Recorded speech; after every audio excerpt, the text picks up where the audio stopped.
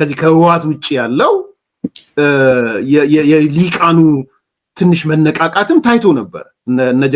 እነ ጀነራል ጻድቃን የሊቁ ፓርት አድርጌ ነው ማስባቸው። ሌሎችም እነ ወልደስላሴ፣ ያሰፋ አብርሃ፣ እነ ስዬ አብርሃ ወዘተ የምትላቸው የትግራይን ልሂቅ ሊያነቃንቁ የሚችሉ ቬሪ ሳድ ከዚህ በኋላ ብዙ የልሂቁ ተሳትፎ መመለከት አይመስለኝም።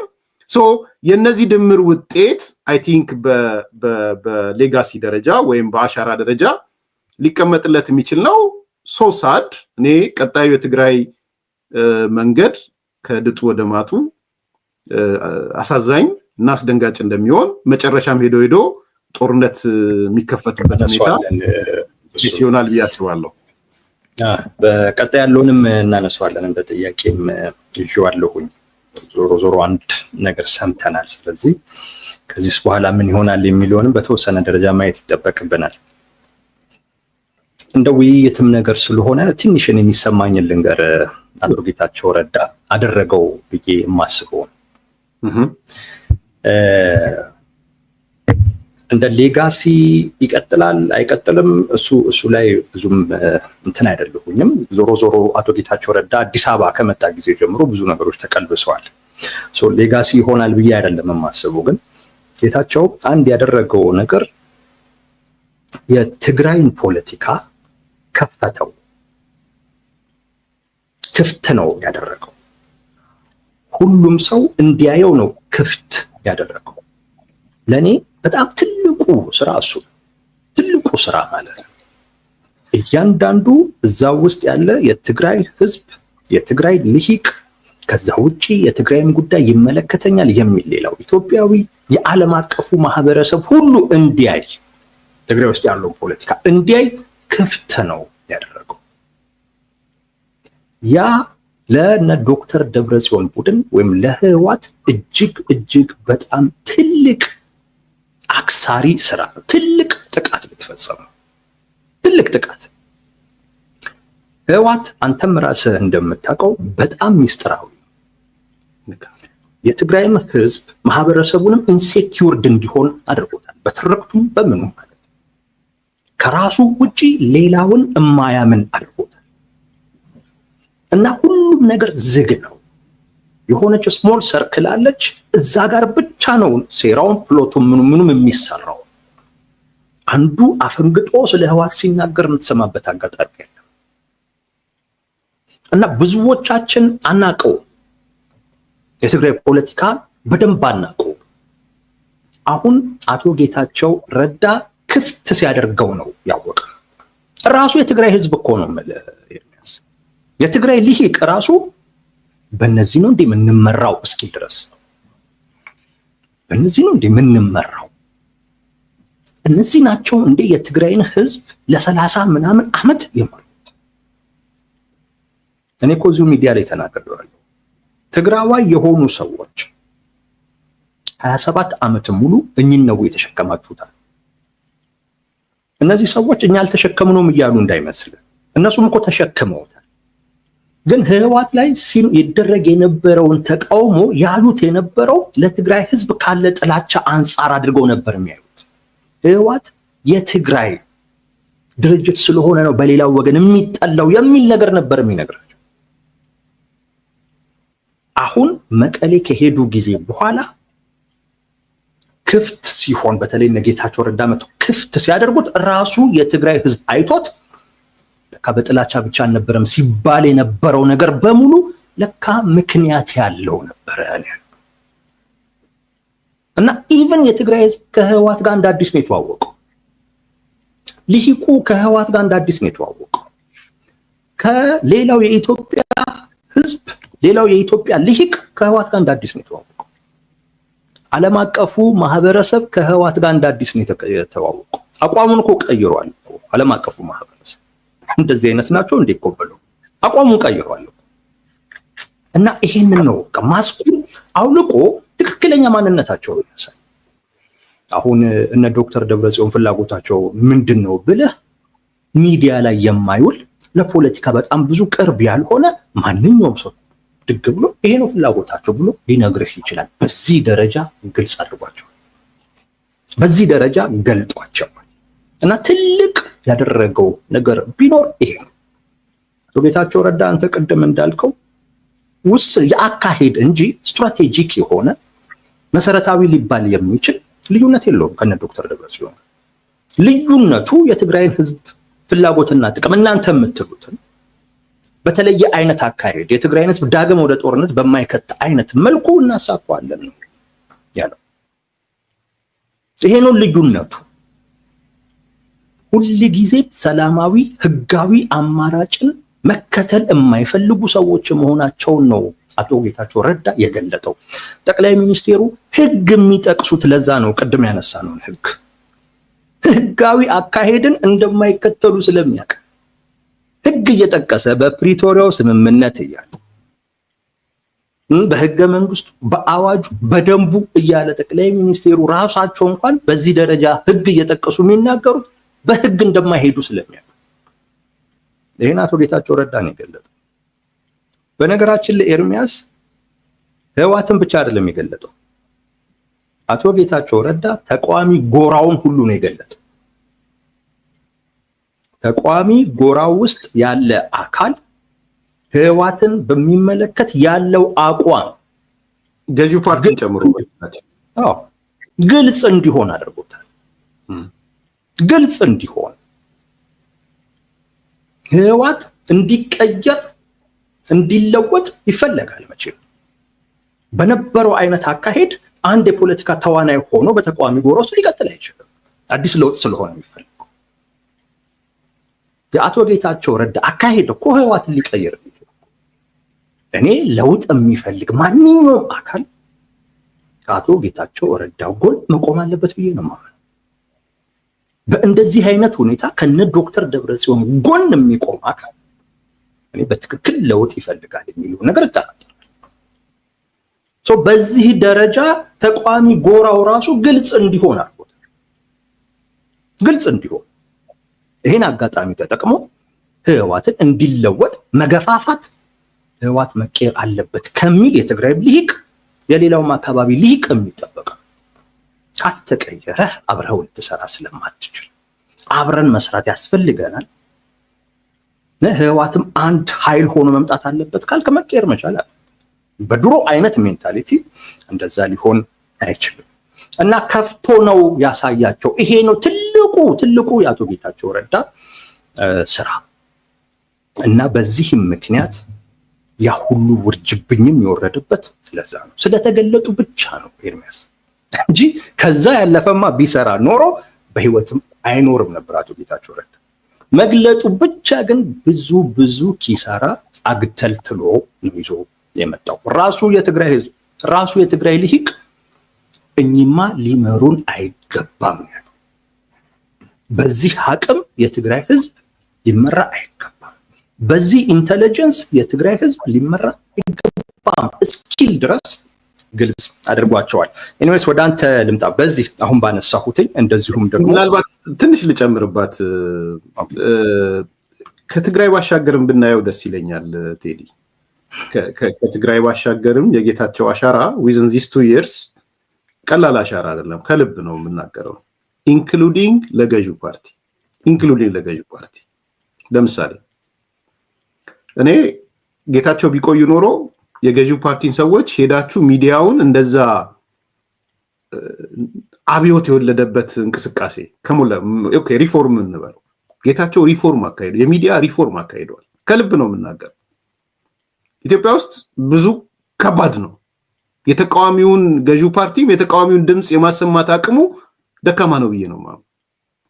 ያውም ሊገሉ ሁል ጊዜ ካራ የሚስሉልህ ማለት ነው። ካራ እየሳሉ በየቀኑ ካራ እየሳሉ የሚያድሩበት አንተ የተናገርከውን የሚያፈርስ እሱ እኮ ጠዋት ተናግሮ ከሰዓት የሚያፈርስ እኮ ነው የሚነግሩት። ጠዋት የተናገረውን የሚያፈርስ ነገር ኢንተርቴን ታደርጋለህ አንተ ሚዲያውን እየመራህ። በጣም ኢምፖሲብል ነው በነገራችን። ስለዚህ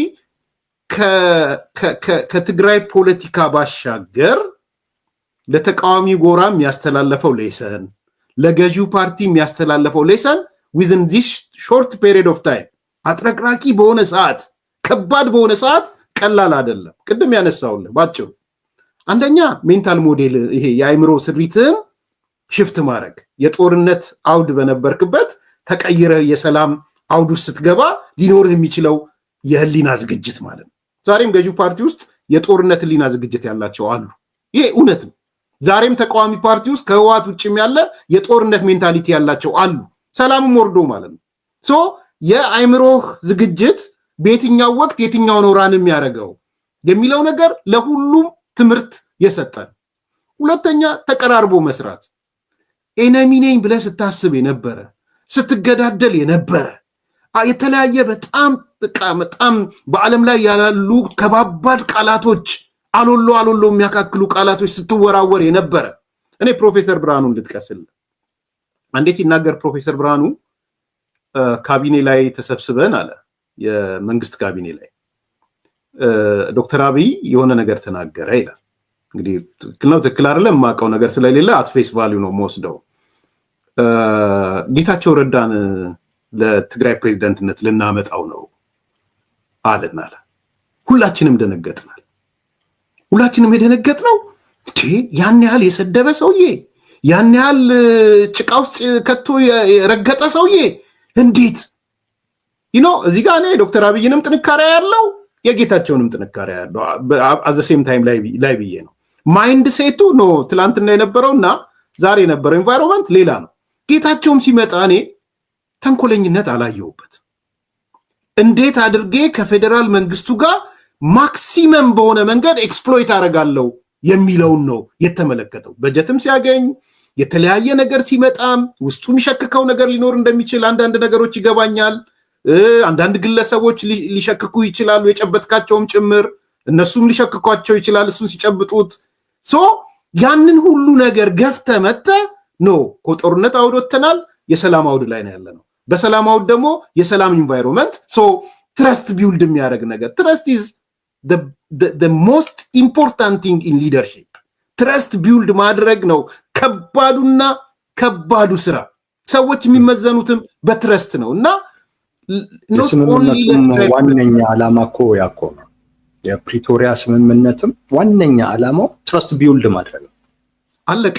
ያ ትረስት ውስጡ ያየው ነው። ግን ደብረጽዮንን ውሰደውና ወይም እዛ ቡድን ውስጥ ያለውን ውሰድና ጌታቸውን ስትወስድ ምን ያህል ኤክስትራ ማይል ሄዶ ትረስት ለማምጣት ኢንክሉዲንግ ባይ ዘ ዌይ ደብረጽዮን ጌታቸው ስል እኔ እነ ጀነራል ጻድቃንም እየተውኩ አይደለም። ብዙ እዛ ውስጥ እየተባሉ የሄዱበትን ርቀት ስላየው ማለት ነው። ስለዚህ የሱ ቡድኖች በሚል እንዲሰላ እንፈልጋለሁ እና ኖት ኦንሊ ለትግራይ ፖለቲካ ለተቃዋሚ ፖለቲካውም ለኢትዮጵያ ገዢ ፓርቲም ሌሰን ሰጥቷል የሚለውን ነገር አይ ቲንክ ብናስቀምጥለት ጥሩ ይመስለኛል። ቴዲ እውነት ነው። ጌታቸው ላይ ነን አሁንም። ኤርሚያስ በቀጣይ ምን ያደርጋል ብለህ ታስባለህ? ጌታቸው አሁን ከትግራይ ጊዜያዊ መንግስት ፕሬዝዳንትነት ተነስቷል። ወዴት የሚሄድ ይመስልሃል? በተለይ አዲስ አበባ ከመጣ በኋላ ሲያደርጋቸው የነበሩ እንቅስቃሴዎችን አይተህ አቶ ጌታቸው ረዳ ወደ እንደዚህ አይነት አቅጣጫ ሊሄድ ይችላል የሚል ግምት እንድትወስድ የሚያግዙ ከሆነ ወዴት የሚሄድ ይመስላል? አያይዘህ በዛውን የትግራይ ሁኔታ እስከዚህ በኋላ እንዴት ይሆናል? እንግዲህ ጌታቸው ረዳ ይነሳ ነበረ ሲባል የነበረው አቶ ጌታቸው ረዳ በይፋ ተነስቷል። እንግዲህ ከዛሬ ጀምሮ ወዴት የሚሄድስ ይመስልሃል የትግራይ አጠቃላይ ሁኔታና እነዚህን ሁለት ነገሮች ተነጋግረንበት ከዚህ ርዕስ እንወጣለን። ቴዲ እኔ እንደምታቀኝ ብዙ ጊዜም ስለምናገረው ትናንሽ ለውጦች ትላልቅ ለውጦችን ይወልዳሉ የሚል መርሆ ተከታይ ነኝ። ብዙ ጊዜ ነው ማነሳው ይሄን ቲፒንግ ፖይንት የሚሉት ማለት ነው። ኖርማሊ ተስፋ በመቁረጥ ውስጥ ማስቀመጥ ጌታቸውን ስላልከኝ ማለት ነው ይከብደኛል። ትናንሽ ለውጥ አምጥቶ ትላልቁን የሚጋብዝበትን እድል የመፍጠር አቅም አለው ብዬ አምናለሁ። በጣም ከባድ ነው፣ ሲሪየስ ነው፣ ትንሽ ነው እንዳልኩ ደግሞ አቅሙም ትልቅ ነው ብዬ አላምንም። ቢኮዝ ኦርጋናይዜሽናል ስትራክቸር አልፈጠረም። ደጋፊዎች አሉት፣ ምሁራኖች፣ ልሂቃን፣ የአካባቢ አውራጃዊነትም ያለበት ደጋፊዎች አሉት። ግን የተደራጀ ደጋፊ የለውም። ድርጅት አልፈጠረም። የመፍጠር እድሉም ከዚህ በኋላ ትግራይ ውስጥ ወርዶ በህቡ ሊፈጥር ይችል ይሆናል እንጂ በአደባባይ የሚፈጥረው ድርጅት አለ ብዬ አላምንም። እነዚህ ሁሉ ሊሚቴሽኖች እንዳሉ ሆነው በሚያደርጋቸው እንቅስቃሴዎች ግን ሙቭመንት መውለድ ይችላል ብዬ አምናለሁ። ሶሻል ሙቭመንት መውለድ ይችላል፣ ህብረተሰብን ንቅናቄ መውለድ ይችላል፣ ህዝባዊ እምቢተኝነትን መውለድ ይችላል። ሶ ሞሮለስ የተቃዋሚ ሮል ነው የሚኖረው ብዬ ነው ማምነው። ማለት በትግራይ ውስጥ የሚኖር ተቃዋሚ ኃይል እንጂ በመንግስትነት የሚኖር ቁመና አይኖረውም። እሱና እሱ መሰሎቹ በሙሉ ተጠርገው የሚወጡ ነው የሚመስለኝ። አሁን ሳይ እንደዛ ነው የሚሆነው፣ ከመጡ ማያሰሯቸው። ስለዚህ በአንድ በኩል የፖዚሽን ለውጥ አለ ማለት ነው። ከገዢ ፓርቲነት ከፕሬዝደንትነት ወደ ተቃዋሚነት የሚመጣ የአመለካከት የአቲቲዩድ ቼንጅ አለ ማለት ነው። እዚህ ውስጥ ደግሞ ቅድም እንዳልኩህ የምትቃወመውን አካል በመሰረታዊ ጉዳይ መቃወም መጀመርም አለበት። ስለዚህ ራሱን ቴስት ማድረግ አለበት ማለት ነው። ሪሊዝ ከአሁንም ቢሆን አብዮታዊ ዲሞክራት ነኝ ብሎ ነው የሚቀጥለው? አሁንም መስመረ ኃይልና ብሎ ነው የሚቀጥለው? አሁንም የማዕከላዊነት ወዘተ ወዘተ ብሎ ነው እሱ አደገበት ልል አልችልም። ከጥቂት ጊዜ ባይነገራችን ላይ እሱ ከ97 በኋላ መሰለኝ አባል የሚሆነው የሆነ አዲስ ነገር ላይ ነበር ሲጽፍ የነበረው። በኋላ ውጭ ጉዳይ ጠቅላይ ሚኒስትር የነበሩት አቶ ኃይለማርያም ካስገቡት በኋላ አዲስ ነገር ሲጽፍ ነው ፒክ ያደረጉት እንጂ በትግራይ ስትራክቸር ውስጥ በህወሓት ስትራክቸር ውስጥ አላለፈም። በነገራችን ላይ ጌታቸው ረዳ ብዙ ሰው የሚያውቃል መሰለኝም ይሄን ፎርማል ስትራክቸር እንደውም የመለመሉትም አይመስለኝም። በዋናነት ያቀረበውም አይ ቲንክ የቀድሞ ጠቅላይ ሚኒስትር ማናቸው አቶ ኃይለማርያም ደሳለኝ የሚመስል ውጭ ጉዳይ ነው የገባው። በነገራችን ላይ የውጭ ጉዳይ የሆነ ነገር ሆነ ፕሮቶኮል ምናምን ሆነ አቶ ኃይለማርያም ወደ ጠቅላይ ሚኒስትር ሲመጣ ይዞት መጣ ወደ ጠቅላይ ሚኒስትር ጽህፈት ቤት እና እዛ ጋርም የነበሩ ቻሌንጆች እንደነበረ እሰማለሁ። ለምን መጣ ጌታቸው? ቢኮዝ እነሱ የሚከተሉት ቻናል አላቸው። በነገራችን ያ ቻናል የግዴታ መጠበቅ አለበት። ሰው ያንንም ቻናል የጠበቀ አይደለም። ሁለተኛ ሜቢ ቴዲ ሰምተህ ከሆነ አላውቅም፣ አሁን ወደ ኮሚኒኬሽን ጽህፈት ቤት ስመጣ የዛኔ አንድ ፖሊሲ እየጸደቀ ነበረ። ያ ፖሊሲ ምንድነው? የመተካካት ፖሊሲ የሚባል ሰምተዋል ብዬ አስባለሁ። እና የመተካካት ፖሊሲውን ቲፒኤልኤፍ አልተቀበለውም። በነገራችን ላይ ኦህዴድ ተቀብሎት፣ ብአዴን ተቀብሎት፣ ሌሎቹ ተቀብሎት እንደውም ኤክሰርሳይዝ ወደ ማድረግ ሲጀምሩ ቲፒኤልኤፍ ዝግ አደረገው። የመተካካት ነው ብሎ ማለት ነው። እና አቶ ስዩም መስፍን ህይወታቸው እስኪያልፍ ነበሩ። እነ ስብሐት ረጅም ጊዜ ነበሩ። ስለዚህ የመተካካት ፖሊሲውንም ያልተቀበለ አካል ስለሆነ ጌታቸው ረዳ መጥቶ ሲገባባቸው ብዙ ደስተኛ አልመሰሉኝም። ይሄ አንዱ ያየሁት ባህሪ ነው ብዬ ነው የማስበው። የሆነ ሆኖ ግን አቶ ጌታቸው አንደኛ ራሱን ዲፋይን ማድረግ አለበት ብዬ ከዚህ በኋላ አስባለሁ። አዊሽ የተቃዋሚነትን ሚና ይዞ ቢቀጥል ላለው ብዙ ተስፋ ቆርጦ ወደኋላ እንዳይቀር እጠራጠራለሁ። እውነት ለመናገር ትንሽ ተስፋ አስቆራጭ ስለሆነ እርግፍ አድርጎ ትቶት የፓርቲ ፖለቲክስን ትቶ ሌላ አይነት የፕሮፌሽናል ወይም በፖለቲካ ሌሎች ዘርፍ እንዳይሳተፍ እንደዛ አይነት ነገር አይበታለሁ። እኔ የምመኝነትን ግን ልንገርህ ቴዲ፣ እኔ የምመኝለት ቁጥር 1 ቁጭ ብሎ ለ3 ወርም ይሁን መጽሐፍ ቢጽፍ ደስ ይለኛል። መጽሐፍ ጽፎ ያለፈበትን መንገድ የጦርነቱ መንግስት ስላልተገመገመም ጦርነቱ የጦርነቱን ግምገማ ከጦርነቱ በኋላ ያለው የፕሪቶሪያ ስምምነት ከስምምነቱ በኋላ የነበሩትን የፕሬዝዳንትነት 2 ዓመት ጉዞውን ከዛ በኋላ ያጋጠመውን ቻሌንጅ የሚያሳይ 3 ወር ውስጥ ቁጭ ብሎ መጽሐፍ ቢጽፍ ያ መጽሐፍ በአንድ በኩል አጠቃላይ ግምገማ ይሆናል። ባይ ዘ ዌይ ቲፒኤልኤፍ አልገመገመም፣ እንደምታውቀው ጦርነቱን አልገመገመም። የጌታቸው መጽሐፍ አንዱም ልዩነት እሱም ነበር እሱ። ስለዚህ የጦርነቱን ግምገማ የሚያሳይ መጽሐፍ ይመጣል ማለት ነው። ሁለተኛ ከጦርነቱ በኋላ የነበሩትን ነገሮች ከጦርነቱ በፊት የነበሩትንም ነገሮች ወደ ትግራይ የገቡበት መንገድ፣ ብልጽግና ሲፈጠር ከብልጽግና ከኢህአዴግ የወጡበት እኔ ለ3 ወር እንደው መንግስትም ቢሆን ገንዘብም ላይፍም የማይቸግረው ነገር አድርጎለት በነፃነት ማለት ተጽዕኖ አይደርበት እያልኩ አይደለም፣ በነፃነት ለአሻራው ማጠቃለያ አሻራውን የሚያሳይ መጽሐፍ ቢያመጣ የበለጠ አንዱ ትናንሽ ለውጦች ትላልቅ ለውጦችን ይወልዳሉ የሚለውን ማቀጣጠል ይችላል ብዬ አስባለሁና አንዱ የሚታየኝ እሱ ነው ከጌታቸው አንፃር። ወደ ፌደራል መንግስቱ ሊገባ ይችላል ብልጽግና የሚሆን ግን አይመስለኝም። እኔም አድቫይዝ አላረገውም ቱ ቢ ሆነስት ቴዲ ሱሳይድ ነው የሚሆነውና ይሄው አላልናችሁም? ድሮም ቢሆን እኮ ባንድ ያልናችሁ ይሄ ነው። ድሮም ያልናችሁ እኮ ምንድነው ስሙ ምንድነው ከባንዳ ውጭ የሚሉት ምንድነው የሆነ እሱን ያልናችሁ እኮ ይሄው አገር አፍራሽ ካዲ ያልናችሁ ለዛ ነው። ራሱን ከብልጽግና ጋር ዲሶሴት ማድረጋል። ከብልጽግና ዲሶሴት አደረገ ማለት የመንግስት ኃላፊነት አይረከብም ማለት አይደለም። ይሄ ግልጽ እንዲሆን because ሌሎችም የተቋሚዎች የመንግስት ስልጣን ወስደው ይሰራሉ በአምባሳደርነትም ይሁን በተለያየ መንገድ። ግን የብልጽግና ኮምፖነንት ባይሆን እመርጣለሁ። እሱም ሞኛ አይመስለኝም በዛ ደረጃ የሚሄድ ገዢው ፓርቲም ግሪዲነስ ካልሆነ በስተቀር ጌታቸውን አምጥቶ ብልጽግናን አካል ማድረግ ጥሩ ነው ለብልጽግና የሚጠቅመዋል ብዬ አላስብም። በዛ ደረጃ እኔ ትልቁ ትኩረቱ መጽሐፍ ኦርጋናይዝ አድርጎ የሄደበትን መንገድ ለህዝቡ አሳይቶ ትናንሽ ለውጦች የሚያሳዩ ነገሮችን ከዛ የሚነሳበት ነገር ቢሆን ደስ ይለኛል። መጻኢው የትግራይ ጣፋንታ ለኔ ከድጦ ደማጡ ነው። በጣም የሚከፋቸው ሰዎች እንዳሉ አውቃለሁ፣ ግን ሪያሊቲውን እኔ ጋፈጣለሁ። ምንም ማድረግ አልችልም። የማየው ነገር በጣም መጥፎ መንገድ ነው የማየው፣ የሞት መንገድ ነው የማየው ቱ ቢ ሆነስት። አሁን ዛሬ የጌታቸው ረዳ የደብረጽዮን ቡድን ትልቁ ማጠንጠኛ የሚያደርገው ባይዘው የትግራይ አገርነትን ነው የሚያጠነጥነው። ይውልሲ ከሆነ ስቴፕ በኋላ የትግራይ አገርነትን እንደ ፕሮግራም ይዞ ሊመጣ ይችላል። በየጊዜው የሚያስተጋባዋል። ቢኮዝ የህብረተሰብ የመጨረሻ የብሔርተኝነት ጫፉ አገርነት መመስረትን ስለሆነ የሚታየው እንትን ነው፣ ሚድዋይፍ ነው የብሔርተኝነት ጫፉ እኮ መስራት ስለማይችል ያው ግልጽ እንዲሆን ባጭሩ እኔ የደብረጽዮን ቡድን ከዚህ በኋላ መጥቶ ልማት ይሰራል ብያለሁ። ልማት የለም ማለት ነው። ምንም የምታየው መሰረተ ልማት አይኖርም፣ የምታየው ኢንቨስትመንት አይኖርም፣ የምታየው የማህበራዊ ልማት አይኖርም። ዝም ብሎ በስም ልማታዊ መንግስት ነኝ ይሆናል እንጂ የተቆጠረ ልማት ተሰርቶ አትመለከትም።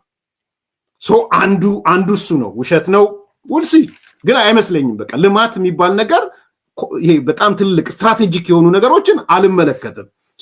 ዳትስ አንዱ ባህሪ ነው ማለት ነው። ሁለተኛ ባጀታቸውን በሙሉ ሰብስበው የጸጥታ መዋቅሩና የደህንነት መዋቅሩ ላይ ነው የሚያውሉት ብዬ ነው ማምነው። ያለውን ሚሊቴሪ ወደ ማጠናከር ነው፣ ያለውን ታጣቂ ኃይል ወደ ማጠናከር ነው የሚሄዱት። ህዝቡ ውስጥ ምን መፍጠር ነው የሚፈልጉት? ዋስትና እኮ ሚሊቴሪ ነው። ዋስትና እኮ ዘሶኮልድ ቲዲኤፍ ነው። ቲዲኤፍ የሚባል ነገር የለም፣ አልቋል። ስምምነቱ ከተፈጸመ በኋላ there is no more ቲዲኤፍ። ይሄ ግልጽ መሆን አለበት። እዚህ ቲዲኤፍ ካለ አማራም ጋር ሌላ ኤዲኤፍ መኖር አለበት፣ ኦሮሞም ጋር ኦዲኤፍ መኖር አለበት። there is no ሁለት አይነት ባህሪ ሊኖር አይችልም። ግን እነሱ አንዱ ማህበረሰብን ማነቃቂያ ቢኮዝ የሚሊቴሪው ሳይድ የተወሰነ ቅቡልነት አለው ብሎ ስለሚያምኑ የተንጠለጠሉትም እሱ ላይ ስለሆነ መንጠላጠያቸው የሚሊቴሪውን አቅም በጀቶቹን በሙሉ ምናልባት 70-80% የሚሆነውን የክልሉን በጀት ወደ ሚሊቴሪው ነው የሚያፈሱት። እዛ አካባቢ የሚፈጥሩት የቅቡልነትን በሚሊቴሪ ቀርቶ ለማምጣት ማለት ነው። የምመለከተው ሁለተኛ ነጥብ እሱ ነው። ሶስተኛ ስትሮንግ የሆነ የደህንነት መዋቅር ነው። ጌታቸው አሰፋ ቀላል ሰው አይደለም፣ አልሞተም ጌታቸው አሰፋ። ትልቋ ኢትዮጵያ ላይ ፌል ያደረገበትን ነገር ትንሿ ትግራይ ላይ ይተገብራታል። ትልቋ ኢትዮጵያ ላይ መጨረሻ ሰዓት 60,000-70,000 ወጣቶችን እንሰርና የቄሮ ሙቭመንትን የአማራ ፋኖ ሙቭመንትን እንግደለው ብሎ ነው ፕሮፖዛል ያቀረበው። ይሄ እውነት ነው። 60,000-70,000 ቻሌንጅ ስላደረጉት ስላልታሰረ ዛሬ ትግራይ ውስጥ ሄዶ 60,000-70,000 ባይሆን 20,000-30,000 ወደ ማፈን መሄዱ አይቀርም። ተቃዋሚ ፓርቲዎችን ወደ ማፈን መሄዱ አይቀርም። ሚዲያዎችን መግዛት ታውቃለህ። ይሄንን የሚባለው ሚዲያ ከግብጽ ኤክስፒሪየንስ ወስዶ እንደከፈተ እኔ ቅርብ ጊዜ ነው ያለ መረጃ። የደህንነት መዋቅሩ የሚቆጣጠራቸው ሚዲያዎችንም ከፍቶ ማለት ነው። ስለዚህ የሚያደርገው ነገር በዋናነት ሁለተኛው ቁም ነገር የወታደራዊ ተቋማቸውንና የደህንነት ተቋማቸውን ጡንቻ እያዳበሩ በሱ ደግሞ ሌጂቲሜሲ። ምክንያቱም የትግራይ ብሔርተኞች ስመለከታቸው ለቲዲኤፍ ያላቸው ፍቅር ማንም አንዱም ሲደብቅ አታየው። የሚናደዱት እንደውም ለምን ከህወሓት ጋር ተጣበቃችሁ ምናምን ሆናችሁ ነው እንጂ እንዲህ ፕሪዘርቭ ሆኖ እንዲቀመጥ ማንም ይሄ በትግራይ ብሔርተኛ ውስጥ አንድም ሰው ነው የምልህ ዋሄ በተለይ አገር ምስረታን ህልም የሚያደርገው አካል በቃ ቲዲኤፍ የነካ ሁለት ጠላት ይሆናሉ። የለም ስትላቸው ያብዳሉ። እንደ ያረከ ወደ ህግ ግቡ በህግ እኮ የለም ተብሏል ስትላቸው ወዳጅ የምትላቸውን ጠላት ያደርገዋል። ስለዚህ ሁለተኛው ጠባይ የጸጥታ መዋቅሩንና የአፈና መዋቅሩን ማጠናከር ነው። ሶስተኛው ዘረፋ ነው። ግልጽ እንዲሆን በጣም ከፍተኛ ዘረፋ ውስጥ ነው የሚገቡት።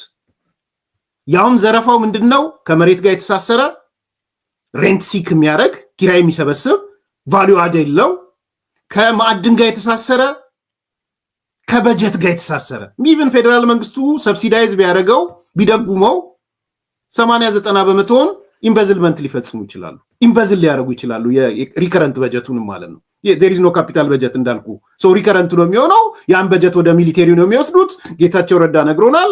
ከተሰጠው 13 ቢሊዮን ብር 8 ቢሊዮኑን ለሚሊቴሪ ነው ያዋለው። እዛ ውስጥ ያለ እንትን ዝርፊያን you can imagine ቆርቁ ላይ ኢማጂን ማድረግ ትችላለህ። ይሄ ደግሞ አሁንም ህግ አውጥተው እኮ ከዚህ በኋላ ወርቅ ማውጣት ቆሟል ብለው መመሪያ ሰጥተው ለፌደራል መንግስቱ በእጥፍ ነው እየተመረተ ያለው። ታውቃለህ ኬሚካሉን በእጥፍ ነው እንትን ይሆነ እኔ አይደለም ሪፖርተርም ሄዶ ማንበብ ይቻላል።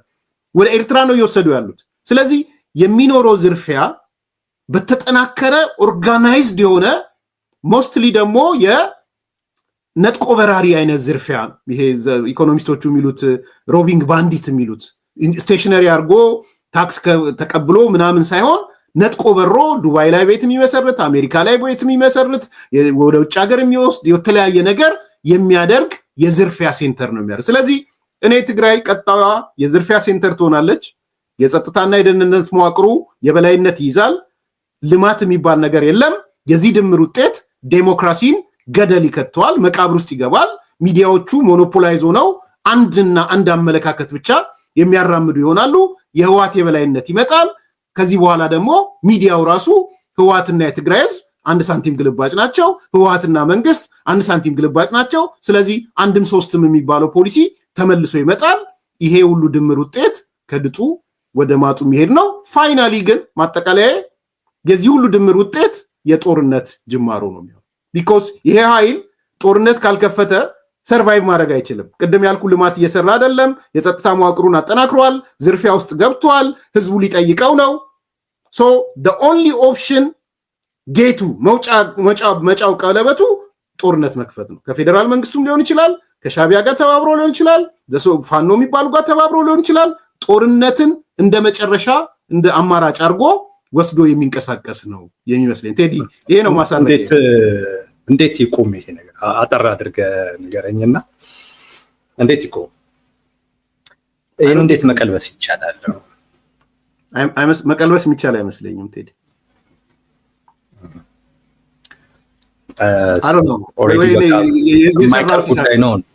የሰራሁት ሂሳብ የለኝም፣ እውነት ለመናገር የለኝም። ማለት ባስብ መጀመሪያ ሰሞን ምን ደብረጽዮን ወደ ስልጣን ይምጣ ስል ነበር። ሜቢ ሰምተኝ ከሆነ አላቅም። እሱን እንድትለኝ ብዬ ነበር። ምክንያቱም ማለት እንትን ነው የሚሆነው። አየህ መንግስታዊ ሽብርተኛ ቡድን ነው ስልጣን ላይ የሚመጣው። ሶ የታሊባን አይነት ባህሪ ነው የሚኖረው እና አትሊስት የሆነ በቃ የምትደነጋገረው የምትደዳደረው መንግስታዊ ሽብርተኛ ከሆነ ቡድን ጋር ይሆንና ያለዘብከው ከሽብርተኝነቱን ለቆ የሚወጣበት አሴ ታሊባን ነው እያልኩ ያለሁት። ሶ ቅድም ያልኩ ባህሪያቶች ወደ ታሊባን ነው የሚወስደን። ማለት የሃይማኖት ይዘት የሌለው ሃይማኖት አልባ ታሊባን ነው ያልኩት እና ሶ ያ ነገር ምንድነው ሊፈጥር የሚችለው?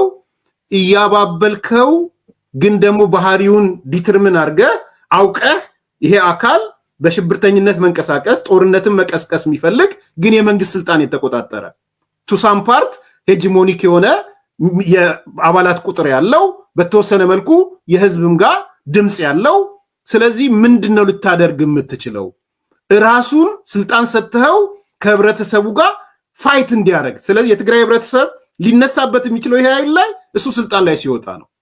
እሱ ስልጣን ላይ ወጥቶ ከህብረተሰብ ጋር የሚደረግ ትግልና ማነቆ ነው። ከዛ ውጪ ብዙ እውነት ለመናገር በጣም ከባድ ነው። ያን ነው የሚታየኝ። ደብረጽዮን ይምጣ ጌታቸው ረዳ ይምጣ ላለው ማን ነው ደብረጽዮን ወደ ስልጣን ይምጣ ላለው አንተ አትቀበልም መሰለኝ። አስተያየት ስጥበት። መልካም። እውነት ለመናገር የጣፋንታው ምንድነው የሚሆነው የሚለውን ነገር እኔም ሳሰለው የሚታየኝ ነገር የማይቀር ጦርነት ነው። ትላንትም በዚህ ጉዳይ ላይ የተወሰነ ሀሳብ ሰጥቼ ነበረ። በተለይ አሁን ያሉ የተወሰኑ የፖለቲካ መሪዎች እና ወታደራዊ መሪዎች በትግራይ በኩል ያሉት ጦርነቱን ብቸኛ መውጫ መንገድ አድርገው ያዩታል። በፌደራል መንግስት ደግሞ እነሱ ከጀመሩት አይቀር እንደ ኦፖርቹኒቲ አድርጌ አትራፊ በሚሆን አይነት መልኩ ሁሉ ጦርነቱን አደርገዋለሁኝ የሚል ደግሞ እንደ ኦፖርቹኒቲም ያየዋል እና የኔም ስሌት ጦርነቱ የማይቀር መሆኑን ነው። ግን ቢቀር ነው የምመኘው እና ያ አማራጭ የሚታየው ሰው እንደው በዚህ አጋጣሚ መጥቶ ቢያስረዳን ሚዲያችን ክፍት መሆኑን ማሳሰብ ወዳለሁኝ። ኤርሚ ስለ ጌታቸው ብቻ አንድ ነገር ልበል። ቀጣይ ጌታቸው ረዳ እንቅስቃሴ ነው ምን ይሆናል የሚለው ላይ ማለት ነው። እኔ አቶ ጌታቸው ረዳን የማየው እንደ ጦረኛ ነው። ጦርነት ውስጥ እንዳለ አንድ አካል ነው የማየው። ቅድም እንዳልኩ የለውጥ ፍላጎት ያለውና ለውጥ የማይፈልግ ሁለት አካላቶች የፈጠሩት ፍልሚያ ነው ትግራይ ውስጥ ያለው የፖለቲካ ቀውስ። እሱን ተከትሎ ማህበራዊ ኢኮኖሚያዊ ቀውሶች የተፈጠሩት ማለት ነው። አሁን ግን ሳየው ከፍም ይላል። ለውጥ ከመፈለግም ባሻገር ነው፣ ከፍ ያለ ነገር ነው ሁሉ ላለኝ። ምክንያቱም አሁን አቶ ጌታቸው ረዳ መሄዳቸው እርግጥ ከሆነ በኋላ እነ ዶክተር ደብረጽዮን ጋር ራሱ በጦርነት አያዋጣንም የሚልና በጦርነት ያዋጣናል የሚል ክፍፍል አለ። ጌታቸው ረዳ ከዚህ የተለየ አላለም ነበር። ገብቷል። ስለዚህ ይመስለኛል ከለውጥ ፍላጎቱ ጋር ብቻ ተያይዞ ሳይሆን ትግራይ ውስጥ እየታየ ካለው አውራጃዊነትም ጋር ጭምር የተያያዘ ጉዳይ ይመስለኛል። የአቶ ጌታቸው ረዳን የመግፋት ጉዳይ አሁን ጦርነት አያዋጣንም ከሚሉት የተለየ አላለም ነበር ጌታቸው። እነዚህ ሰዎች በዛን ወቅት ከጌታቸው ጋር ሆነው የጌታቸውን ቡድን ማጠናከር ይጠበቅባቸው ነበር።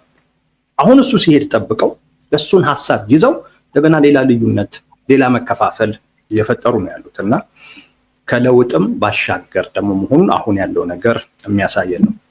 እንዳልኩ አንድ ጦረኛ ነው እና በራሳቸው ሜዳ ላይ በራሳቸው አውደ ውጊያ ላይ ትልቅ ጉዳት ያደረሰባቸው እውነት ለመናገር ከድል የማይተናነስ ማለት ከድል የማይተናነስ ትግራይ ላይ የህወሓትን አቅም የነቀነቀ እንቅስቃሴ ነው ያደረገው።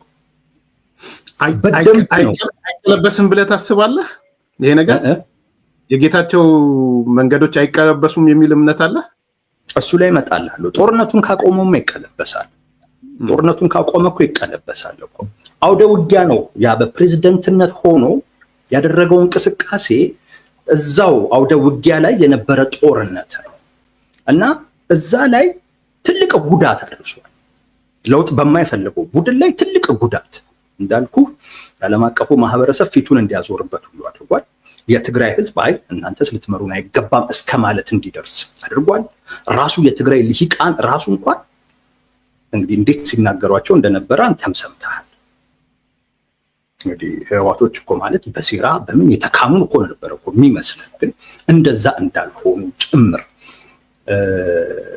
ነው በደንብ አድርጎ ያጋለጣቸው እና በዛ አውደ ውጊያ ላይ እኔ አቶ ጌታቸው ረዳ ተሸንፏል ብዬ አላስብም። በቃ እዛ አውደ ውጊያ ላይ የሚገባውን ውጤት አምጥቶ አሁን አውደ ውጊያ ቀይሯል ባይ። ያሁኑ ደግሞ ከባድ ነው ባይ። ኤርሚያስ ቅድም አንተ ስትናገር ትልቅ አቅም ያለው አይመስለኝም ማለት በጣም ትልቅ አቅም አለው።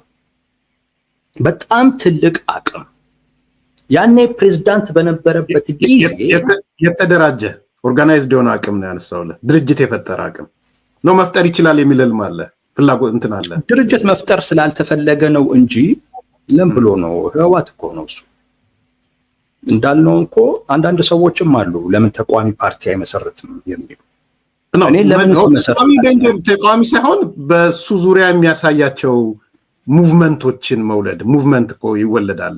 ኔሰርሊ ፓርቲ ላይሆን ይችላል እኮ ሙቭመንት እኮ አሁን ያለበት አውደ ውጊያ አሁን ይሄንን ሙቭመንት የክልሉ ፕሬዝዳንት ሆኖ ሊያደርጉ አይችልም። ምክንያቱም በብዙ ረገድ ኃላፊነት የሚወስድ አካል ልክ ነው እና የተገደበ ነው ብዙ ነገሩ። ትግራይ ውስጥ የሚኖር የሰላም የመረጋጋት እጦት በሙሉ ከደብረ ጽዮን ይበልጥ እሱ ይመለከታል፣ ጌታቸውን ተጠያቂ ያደርጋል። ስለዚህ የሆነ ሙቭመንት ሊፈጥር አይችልም ትግራይ። አሁንም እኮ ፕሬዝዳንትም እኮ ሆኖ እኮ ማድረግ እኮ ይችላል እኮ። ለምሳሌ አለመውጣት እኮ ይችላል። ወጣቱን ጥሪ ማስተላለፍ እኮ ይችላል። የክልል ፕሬዝዳንት ነው። ሰልፍ ላይ ወጣቱ ወጥቶ አንተነ መሪያችን ያለው እኮ አለ።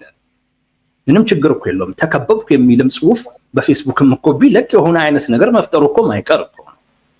ግን ያንን ማድረግ ምን ያደርጋል ነው አሁን በቃ በፕሬዝዳንትነት ማድረግ ያለበትን ነገር አድርጓል። አሁን አውደ ውጊያ ቀየው። አሁን ላይ ሙሉ አቅሙን ነው የሚጠቀመው። ኤርሚያስ ጉዳት ከደረሰበት ኃይል ጋር ነው እየተፋለመ በደንብ ከገለጠው ኃይል ጋር ነው። እሱን በማሳየቱ ምክንያት ትግራይ ውስጥ የተፈጠረ ንቅናቄ የለውጥ ፍላጎት አለ። እንደዚህ አይነት ወጣት ሲኖር ሶሻል ሚዲያ ላይ ብቻ ሆነ የምታደርገው እንቅስቃሴ ሙቭመንት ይፈጥራል። አንተና ወጣቱን ለለውጥ ያነሳሳል እና እንዲንቀሳቀስ ጭምር ያደርጋል። ምን ሰማቸው ነገሮች እኮ አሉ። የትጥቅ እንቅስቃሴ ሁሉ እኮ ለማድረግ ፍላጎት ያላቸው የጀመሩም አሉ እኮ ሲባል እኮ እንሰማለን። ዝም ብለንማ ይሄንን ተቀብለን አንኖርም። ከዚህ በኋላ የእናንተ ስልጣን ተቀብለን ተሸክመን እንኖርም እኮ የሚል ወጣቶች የጀመሩት ያለ እኮ እንቅስቃሴ እኮ አለ እና አሁን ነፃነት አለው። የሚወስደው ያን ያህል ከሱ ጋር የሚያዝ ኃላፊነት የለም። የሚጠብቀውም ወጣት አለ። ያን ካነቃው በኋላ ባለስልጣን የሚሆነው ለምንድን ነው? ካነቃው በኋላ ብልጽግና ውስጥ የሚገባው ለምንድን ነው? ያነቃውን ወጣትማ መልሶ መምራት ሁሉ አለበት። ይሄን ካላደረገማ ማንቃትስ ምን ትርጉም አለ? ሰውን እኮ አንዴ ካወቀ በኋላ አንዴ ካነቃው በኋላ እኮ ይኸውልህ ወይ ወደ እንደ ትላንቱ አይሆን። በቃ ከተውኮ እኮ በጣም አስቸጋሪ ነው። ወደ አዲሱ መንገድ ይዘውም ልትሄድ ይገባል። ይሄን የነቃ ማህበረሰብ መምራት የሚችልበት ሌላ አውደ ውጊያ ላይ ነው ያለው። ይሄ ግምቴ ትክክል ነው ብዬ እንዳስብ ያደረገኝ ከዛ ከሄደ በኋላ ሚዲያዎች ላይ በዝቷል፣ ሶሻል ሚዲያዎች ላይ በዝቷል። ሲጽፍ ታየዋለህ። ድሮ እሳቀቅ ነበር ይላል። አሁን ግን ምንድነው በግልጽ እኮ ነው የሚናገረው። ሊገሉኝ ነበር። ኦሮሚያ ላይ አማራ ላይ ያደረጉትን ነገር ትግራይ ላይ አያደርጉትም ብዬ እንዴት አስባለሁ? ይህ ከባድ ንግግር እኮ ነው። ዛሬ የሰሊጥ ነው ፍላጎት ብሔርተኞች ሁሉ ነፃነቱን ተመልከተው፣ ነፃነቱን ተመልከት። ህዝብ ሳይሆን ፍላጎታቸው ህወሓት መቀየር የማይፈልግ 50 ዓመት የሞላው በድሮ መንገድ መሄድ የሚፈልግ ከአዲሱ ሁኔታ ጋር የማይተዋወቅ ጌታቸው እኮ ለአዲሱ ነገር እኮ በጣም ቅርብ ነው። ስለዚህ በጣም እንደውም ትልቅ አቅም ነው የሚኖረው አሁን ላይ በነፃነት ማውራት የሚችልበት፣ በነፃነት ማጋለጥ የሚችልበት፣ ወጣቱንም እንዲያደርግ ሊል የሚችልበት እድል ነው ያለው እና አውደ ውጊያ ነው የቀየረው ብዬ ነው የማስበው። ይሄኛው አውደ ውጊያ ላይ ደግሞ አይ ቲንክ የሚሳካለት ይመስለኛል። ምክንያቱም ፍላጎቱ አለ። የትግራይ ህዝብ ያ ፍላጎት አለ። በፊት ላይ የትግራይ ወጣቶች እንዳልኩ ነው ህወሓት በትግራይ ህዝብ ልብ ውስጥ የገባው አንዱ ትግራዋይ ባልሆኑ አካላቶች መጠላቱ፣ በእነሱ ሂድልን መባሉ ነው። በቃ ትግራዋይ ከትግራይ ስለተወለደ ነው፣ ከትግራይ ማህፀን ስለወጣን ነው፣ ሌላው የተቀበለን አይደለም፣ ሌላው ሊቀበለን ያልቻለው በዚህ ምክንያት ነው በሚል ነው የትግራይን ብሔርተኝነት ልብ ውስጥ የገባው ህወሓት። አሁን ግን ያ እንዳልሆነ ጌታቸው አሳየ። አሁን ያን ማሳበብ አያስፈልግም። ያን ማሳበብ አያስፈልግም። ራሱ የትግራይ ህዝብ እንደማይጠቅሙ ታውቋል። እንዴ ምን ማለት ነው? 50 ዓመት እኮ ነው የመሩት ኤርሚያስ። 27 ዓመት መርተው ምንም ያልሰጡት ኃይል፣ ምንም ለትግራይ ህዝብ ይዞ ያልሄደ ኃይል ከ27 ዓመት በኋላ ለትግራይ ህዝብ ምንድን ነው ይዞለት ሄደው? ዓለማችን ላይ በቅርብ ጊዜ ውስጥ ታይቶ የማያውቅ ዘግናኝ ጦርነት እኮ ነው። ገጸ በረከት እኮ አድርጎ እኮ ይዞለት እኮ ሄደው። ራሳችንን በራሳችን እናስተዳድራለን ብሎ አሁን ይሄው ክልሉን ማስተዳደር የማይችል ኃይል እኮ ነው የሆነው። ይሄን ሁሉ ግፍ ይሄን ሁሉ መከራ ካዘነበበት ካመጣበት በኋላ ሁላ እንኳን ለስልጣን ደግሞ ይላፋል። ይሄን ሁሉ እኮ አውቋል እኮ የትግራይ ህዝብ። ቅድም እኮ ለዛ እኮ ነው አቶ ጌታቸው ረዳ ገልጧል። እያንዳንዱ ሰው ራሱን ይፈትሽ፣ የትግራይ ማህበረሰብ ራሱን ይፈትሽ። እውነት በዚህ ኃይል መመራት ይመጥነዋል? የትግራይ ልሂቅ ራሱን ይፈትሽ። እውነት እነሱ ባለመደራጀት ባለመሰባሰባቸው ምክንያት እነ ደብረጽዮን 51 52 53 ዓመት እያስቆጠሩ መሄድ አለባቸው። ከጦርነት ወደ ሌላ ጦርነት ህዝቡን ማሸጋገር አለባቸው። አሁን ራሱ የትግራይ ህዝብ አይቷል። በቃ ራሱ ነው ፍልሚያውን የሚያደርገው። ትግራይ ውስጥ ህወሓት ትግል ገጥሞት አያውቅም። ያን ትግል አሁን ጌታቸውን ይዞት የመጣ እና የሱ ጓዶች። ስለዚህ አሁን አውደ ውጊያ ቀይሯል። እዛ ላይ ጥሩ አቅም እንዳለው ይታየኛል። የሆነ አይነት ለውጥ ትግራይ ውስጥ የሚመጣ ይመስለኛል። ምናልባት እሱ ሊሆን ይችላል ጦርነቱን ሊያስቀረው የሚችለው። ያ አይነት ለውጥ ሊሆን ይችላል ጦርነቱን ሊያስቀር የሚችለው። ይሄ አይነት የለውጥ ፍላጎት ሲመጣ ወደ ጦርነት መግባት የሚፈልጉ አካላቶች ራሱ መቆጠብ ይጀምራሉ። አብሯቸው የሚሆን የሚቀበላቸው፣ አብሯቸው የሚዘምት፣ እንደ ትላንት የሚከላከልላቸው የህብረተሰብ ክፍል እንደማያገኙ ሲያውቁ ሌላኛውን አማራጭ ሊወስዱ ይችላሉ ብዬ ነው ማስበው። ትንሽ በዚህ የደብረጽዮን ቡድን ለፌዴራል መንግስቱ ሳብሚት ቢያደርግስ?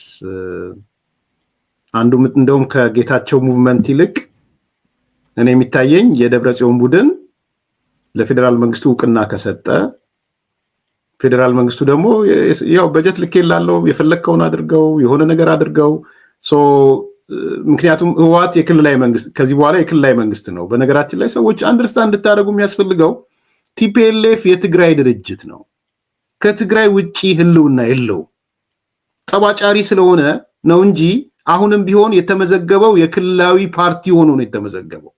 ማንዴቱም ያለው በክልል ውስጥ ነው ያለው ማንዴት።